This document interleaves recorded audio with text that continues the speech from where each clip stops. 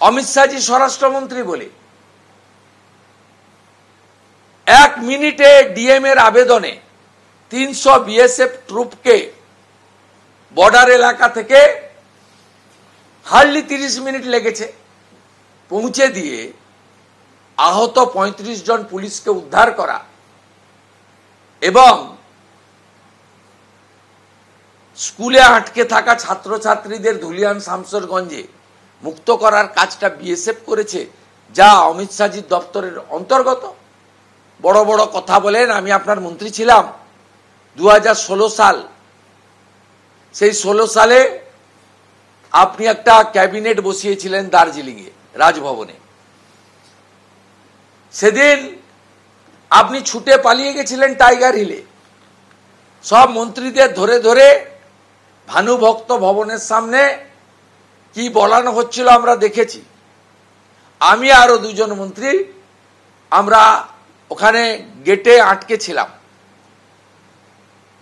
সন্ধ্যে 7টার সময় পানি ট্যাঙ্কি থেকে 6 কোম্পানি সিআরপিএফ এসে সমস্ত মন্ত্রীদের উদ্ধার করে সমতলে নামিয়েছিল এবং আপনি পরের দিন সকালে সামনে পিছনে প্যারামিলিটারি ফোর্স দিয়ে আপনি নিজে উদ্ধার হয়ে নিচে নেমেছিলেন। সব সাক্ষী আমি।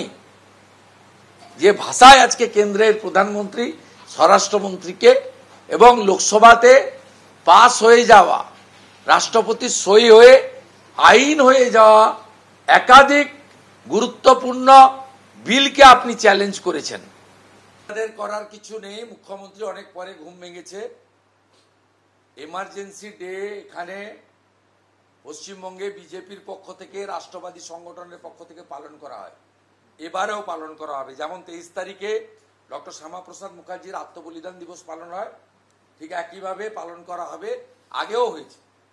এবং পশ্চিমবঙ্গে একাধিক এমার্জেন্সিতে জেল খাটা মানুষ যারা জীবিত আছেন তাদের প্রত্যেককে আমরা বিভিন্ন জায়গায় সম্বর্ধনা দিই। এবারেও তার কোনো অন্যতা হবে না। উনি পালন করুন আর না করুন, আমাদের তাতে কি। উনি ছাপ্পা মেরে 2,75,00,000 আর উনার বাইরেও 2,33,27,000 লোক রয়েছে। উনি মানেই পশ্চিমবঙ্গ নয়, উনি মানেই বাঙালি নয়, উনি মানেই সবাই নয়। উনি একটা পোর্শন বা অংশ হতে পারে।